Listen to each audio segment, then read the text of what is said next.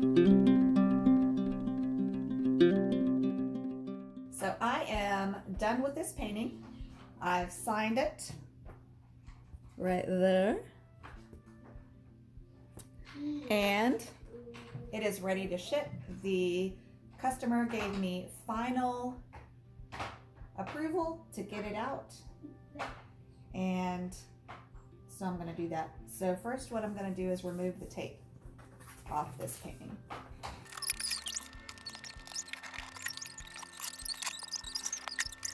Okay, so this is a 140-pound cold press paper. Now it's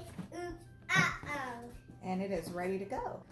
Okay, so the next step that I do when I'm shipping a painting is I scan it. And when it's bigger than 8 by 10, I have to do more than one scan, and then I stitch it together in Photoshop. So I'm gonna go ahead and scan the first half of it.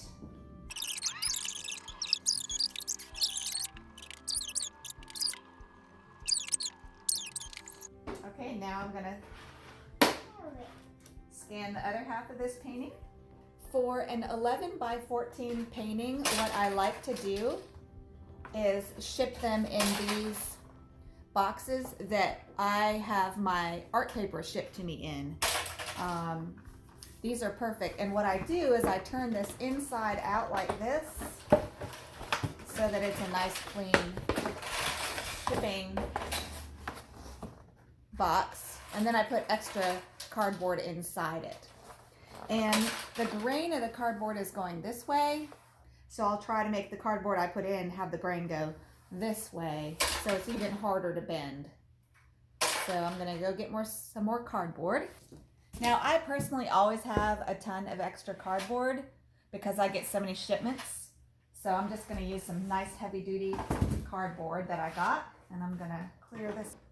Okay, so now I'm gonna cut this paper down to the same size as my box. I wanted to show you guys these two. These are priority mail free boxes, and sometimes I use these and I'll cut them down only if I'm using priority mail, and I usually am when I'm shipping via priority. It is legal to use these, and I'll sometimes cut them up and use like 3 of them to ship something via priority. And you usually are going to be shipping via priority if you use USPS mail, which I always do. And I've used them for 20 years, and I've hardly ever had any problem. They're great. People like to complain about them, but I think they do a great job. I'm a fan. All right, so I'm just gonna lay this box on here and make sure. Now I want the grain to go crosswise to the grain of this box, so I'm gonna turn this box this way. That actually makes my job easier, because then I only need to make a couple cuts. So that's why I was thinking about doing it this way, but it would be better to do it this way anyway. And I'm gonna leave this little flap for extra protection. So I'll use this flap and put it over the painting.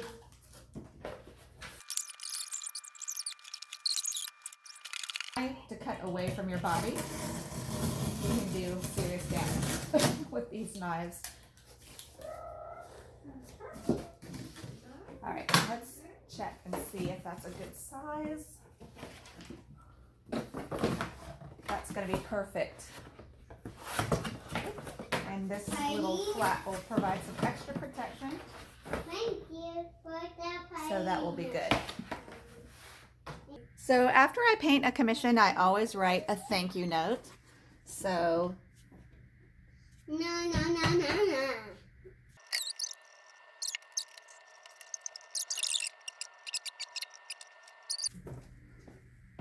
So that's my thank you note, and I will include that with my shipment. All right, so I have my thank you note all written, and I tried to give them business cards that match what these are my business cards, and they're of white horses, which this painting's of a white horse. So I try to include some business cards that have images on them that would interest them. And then I use these cellophane bags. You can buy them in a lot of different places Yeah, online. but I just try to find the cheapest cello bags I can find, cello bags, and if you Google cellophane bags, you can find them, and I buy them in 3 different sizes. I think this is 16 by 20, and then I just fold it over, so I'll show you how I do that. And I just fold it over, and I get the kind that's sealed. So these seal, so I'm going to take the sealing protectors off and wrap them up. And this is just a nice presentation, but it also will make sure no moisture gets into the shipment. And then I just wrap it all up.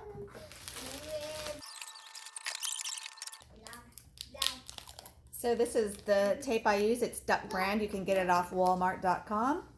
But that's just the kind of tape I tend to use, and then I use this to cut it. You guys, you can tape this to this piece of cardboard to make sure it doesn't shift around. So I'm going to do that. Actually, now it's attached to this piece of cardboard.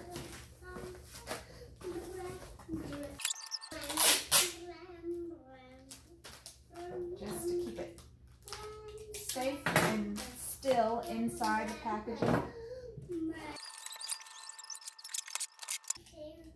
And then you just want to make sure that you tape along all the edges that are open like this. So I'll take this edge.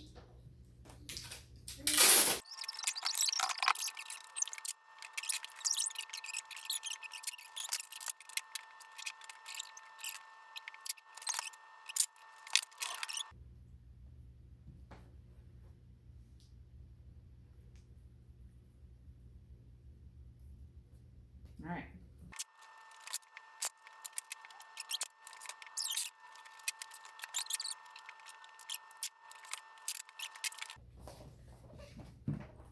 Got glitter in there.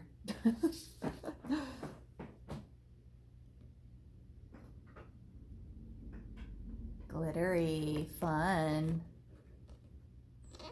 All right, so that's pretty much packaged up, and then I create a shipping label on USPS.com, print it out on my sticky printout.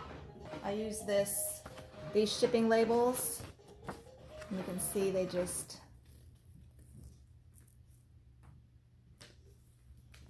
sticky, and you can order these online.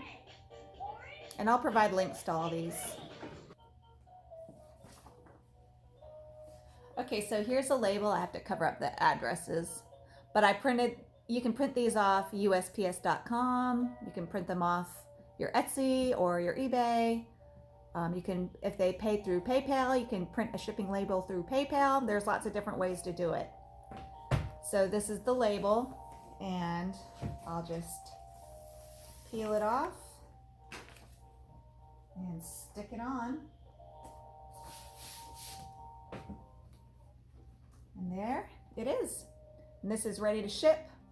I will write "Do Not Bend" on this on both sides. And then you can just, if it's going with the USPS mail, your mailman, you can just put it out.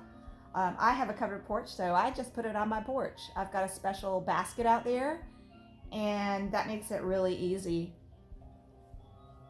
to ship. So I don't have to make an extra trip just to ship. So I just use these big Sharpie markers. All right. Fragile, do not bend. And then it's ready to go. So let's go put it out on my porch, shall we? Look at all my Christmas stuff I have to put away. Ah. All right. I'll just put that out for the mailman. They like for you to leave a message on the USPS.com website to let them know that it needs to be picked up, so you can do that. But my mailman knows me. He knows I'm always shipping things, so I don't leave a message on USPS.com. I just put it out on my porch like so. I hope that helped you guys. Now that I have that done, I need to tackle all my Christmas stuff.